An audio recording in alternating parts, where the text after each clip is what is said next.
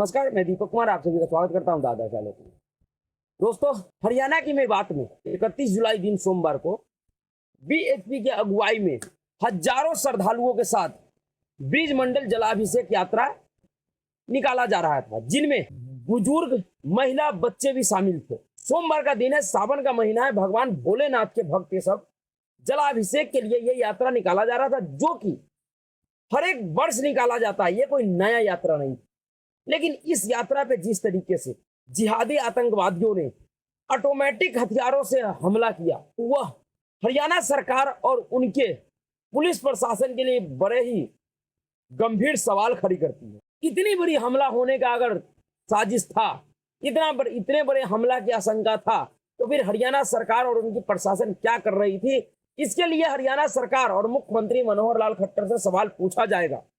वह इस हिंसा को रोकने में, इस आतंकवादी हमले को रोकने में पूरी तरह से नाकाम रहे हैं, इससे कोई इनकार नहीं कर रहा। लेकिन अब जिस तरीके से सरकार काम कर रही है, जिस तरीके से इन दंगाइयों के खिलाफ कार्रवाई हो रहा है, उससे कुछ उम्मीद जगी है। लेकिन सवाल सिर्फ मेवात का नहीं है, सवाल मेवात से लेकर मणिपुर तक का है कि किस तरीके से हिंदुओं के खिलाफ एक बहुत ही गहरा षड्यंत्र चल रहा है इस देश में। वो भी उस टाइम पे, जिस टाइम पे यह कहा जा रहा है कि भारत में हिंदू समर्थित सरकारें हैं। बिल्कुल है, इस बात से कोई इनकार नहीं कर सकता।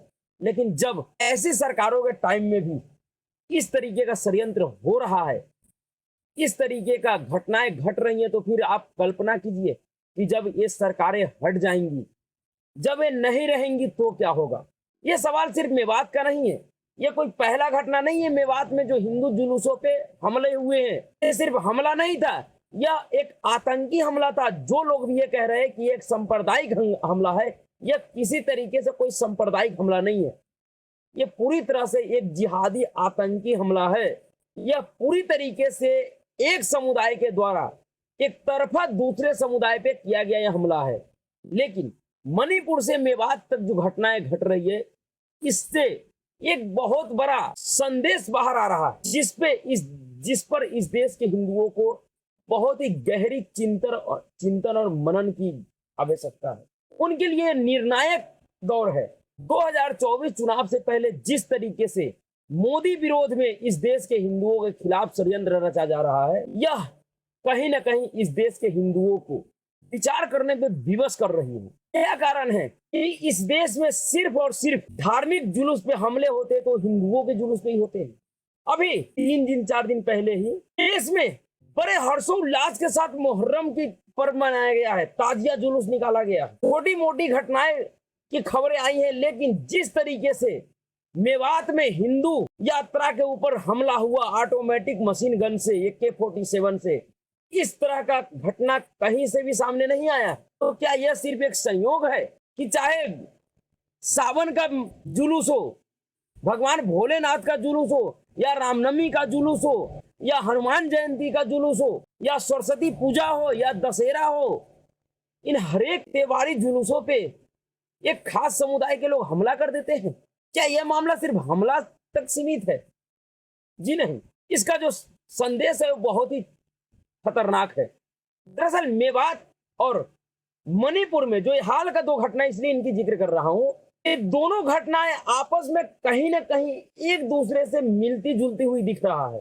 इन दोनों घटनाओं का कहीं ना कहीं जो पैटर्न है वो सेम है, क्योंकि इन दोनों घटनाओं में एक तरफा हिंदुओं के ऊपर हमले हुए हैं और अचानक हुए हैं। देखने में अचानक ही हुआ है, लेकिन इसकी तैयारी काफी दिनों से चल रहा था। इस बात से भी कोई इनकार नहीं कर सकता है। नहीं तो एकदम से कोई भी जुलूस निकलता है और उसके ऊपर हजारों के संख्या में इकट्ठे हो जाते हैं लोग और उस पर हमला कर देते हैं। ये क्या एक आध घंटे की बात है? बिल्कुल नहीं। कोई अदालत कोई सुझाव देता है किसी राज्य सरकार को और एकदम से लाखों के संख्या में भीड़ निकल आती है एक समुदाय के घरों को जलाने के लिए, उनका नरसंहार करने के लिए। क्या ये कोई एक आध घंटे की बात है? बिल्कुल नहीं। छतों पे अगर कुंटलों के हिसाब से पत्थर रखे जाते हैं, घरों में AK-47 रखा जाता है, तो ये एक आध घंटे की तैयारी नहीं हो सकता है। इसकी तैयारी कहीं ना कहीं कई हफ्तों या महीनों से होती है, जिसकी खुलासा करने में कहीं ना कहीं कुछ सरकारें विफल हो रही हैं और यह उनकी नाकामी और निकम्मेपन को दिखाता है।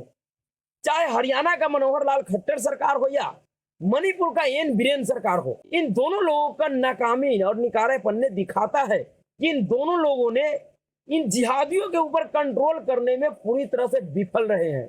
सत्ता आती है जाती है, हो सकता है आप अगले चुनाव में नहीं जीतेंगे, हार जाएंगे, लेकिन सिस्टम ऐसा तैयार करना चाहिए कि सत्ता में रहे या ना रहे, देश हित और राज्य का हित से समझौता ना हो, अपने समाज के लोगों के साथ समझौता ना हो, उनके हितों से समझौता ना हो। मेवात में जो घटना घटी 31 जुलाई को, उस घटना में जो जिहादी दंगाई, जो आतंकवादी शामिल थे, उसको बचाने के लिए अब कांग्रेसी दलाल, चमचे, चाटुकार और पत्तलकार, चाहे वो मैग्सेसे अवार्डधारी गटर छाप पत्रकार हो या सनसनीबाज जो अपना जाति छुपाकर दूसरे का जाति पूछ पूछ के रिपोर्टिंग करता है, या वो जिहादी जुबैर हो, उन सबने एक नैरेटिव खड़ा कर दिया है कि दरअसल 30 जुलाई को मोनू मानेसर, जिसके ऊपर 2 जिहादियों का, 2 गौ तस्करों के हत्या का आरोप है, उसने एक वीडियो जारी करके भड़काऊ बयान दिया था और उस वीडियो की वजह से यह हिंसा हुआ है, यह हमला हुआ है।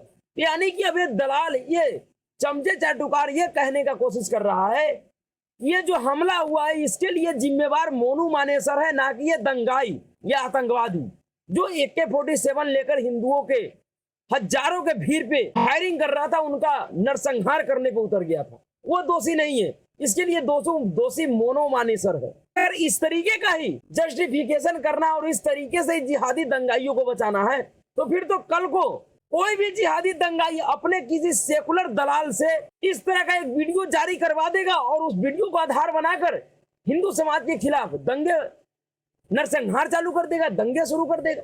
भला कोई व्यक्ति के सिर्फ एक वीडियो मात्र से, कि उस व्यक्ति ने वीडियो जारी करके कहा कि इस यात्रा में मैं शामिल होऊंगा और लोग बहुत अधिक से अधिक संख्या में शामिल हो, जिस यात्रा में वो व्यक्ति शामिल भी नहीं हुआ। वीडियो भी जांच का विषय है कि क्या उसने वो वीडियो मोनू मानेसर ने ही डाला था। सिर्फ इस वीडियो को आधार बनाकर 3000 हिंदुओं का नरसंहार करने पर उतर गए कुछ लोग, और उसको बचाने के लिए ये कांग्रेसी दलाल, चमचे, चाटुकार अब नैरेटिव खड़ा कर रहे हैं। इसी तरीके से मणिपुर का घटना था, सेम यही पैटर्न था। जिस तरीके से नूह के दंगाइयों को बचाने के लिए मोनू मानेसर को सामने लाया गया, उसी तरीके से मणिपुर के दंगाइयों और आतंकवादियों को बचाने के लिए उस 2 महिलाओं के वीडियो को वायरल करवाया गया, क्योंकि इन 2 महिलाओं का वीडियो के आधार पे वो पूरा दंगाई समाज, पूरा आतंकवादी लोग, जिसने सिर्फ हाई कोर्ट के एक सुझाव को आधार बनाकर लाखों की संख्या में मणिपुर के मेतई समाज, जो कि हिंदू समाज है, उनके घरों पे हमला कर दिया, उनके नरसंहार के लिए सड़क पे उतर गए, उनके घरों में आग लगाना शुरू कर दिया। वो दंगाई, वो आतंकवादी इन 2 महिलाओं के वीडियो के आधार पे विक्टिम कार्ड खेलना शुरू कर दिया, और वो विक्टिम कार्ड अच्छे तरीके से खेल रहा है। उन्होंने इतना मजबूत विक्टिम कार्ड खेला कि देश के सर्वोच्च न्यायालय में बैठने वाले न्यायाधीश भी आज उनके इस नैरेटिव में फंस गए हैं। इसी तरह से नूह के दंगाइयों और जिहादियों को विक्टिम दिखाने के लिए, साबित करने के लिए, जिस पर कांग्रेसी दलाल और पत्रकार उतर चुके हैं, वो कह रहे हैं कि इन गरीबों का क्या दोष था, इनका क्या दोष था, इनने क्या बिगाड़ा था। अरे तो दलाल, तुम ये क्यों नहीं बताते हो कि हमला किसने किया? यही तो गरीब हैं, जिनको तुम गरीब, असहाय और लाचार बता रहे हो। उन्हीं के जानने वाले, उन्हीं के खलेरा, ममेरा, फुफेरा जो कुछ भी होंगे, उन लोगों ने ही हमला किया है। ये यात्रा तो हर साल की भांति इस साल भी शांतिपूर्ण तरीके से निकल रहा था। इस यात्रा में शामिल लोगों ने हमला नहीं किया किसी के ऊपर। दरअसल इस तरीके का नैरेटिव इसलिए खड़ा करा जाता है कि इन दंगाइयों को, इन अपराधियों, इन आतंकवादियों को विक्टिम कार्ड खेलने का मौका मिले, और उस विक्टिम कार्ड में भारतीय जनता पार्टी के कुछ मूर्ख नेता भी फंस जाते हैं। पता नहीं ये बेवकूफ नेता कहां से भारतीय जनता पार्टी में आ जाते हैं इस तरह के, कि ये सांसद एक बीजेपी का है, वो कह रहा है कि जो हिंदू यात्रा जो निकला था, ये रूट गलत चुन लिया था, जिस रूट को दिया गया था उस रूट पे नहीं गया था। अरे क्या ये पाकिस्तान में चला गया था? ऐसे चाटुकार दलाल नेताओं को भी देश के हिंदुओं और उस क्षेत्र के हिंदुओं को सबक सिखाने की जरूरत है। जो पीड़ित है उसी को ही दोषी साबित करने पे लगा हुआ है कि नहीं, गलती उसी का है। जिस तरीके से पश्चिम बंगाल में रामनवमी हिंसा पे मुख्यमंत्री ममता बनर्जी कह रही थी कि ये जो यात्रा निकाला गया है, ये यात्रा जिन्होंने निकाला है वो गलती उन्हीं का है, उनको मुस्लिम बहुल इलाके से यात्रा नहीं निकालना चाहिए था। दरअसल जैसे कि वो मुस्लिम बहुल इलाका हिंदुस्तान में नहीं पाकिस्तान में है और ये यात्रा पाकिस्तान में निकाल दिया गया हो। जब इस तरीके का नेरेटिव, इस तरीके का जस्टिफिकेशन कोई मुख्यमंत्री या कोई किसी भी पार्टी का नेता देता है तो दरअसल वह कहीं ना कहीं हिंदू हित से समझौता करता है, कहीं ना कहीं वो इन जिहादी, आतंकवादी और दंगाइयों का रक्षा करता है, वो उनके रक्षक होते हैं। ऐसे दलालों से, ऐसे नेताओं से संभलना चाहिए लोगों को। और मनोहर लाल खट्टर जी ने कहा है इन तमाम घटना के बाद, दरअसल जो पूरा घटना है, चाहे वो मणिपुर का घटना हो कि अदालत के एक सुझाव के ऊपर वहां के हिंदुओं के ऊपर हमले हो जाते हैं, मेवात में, नूह में एक अपराधी के वीडियो जारी करने पर 3000 हिंदुओं का कत्लेआम करने पे लोग उतर जाते हैं। दरअसल यह इतना सिंपल है नहीं जितना सिंपल ये दिख रहा है।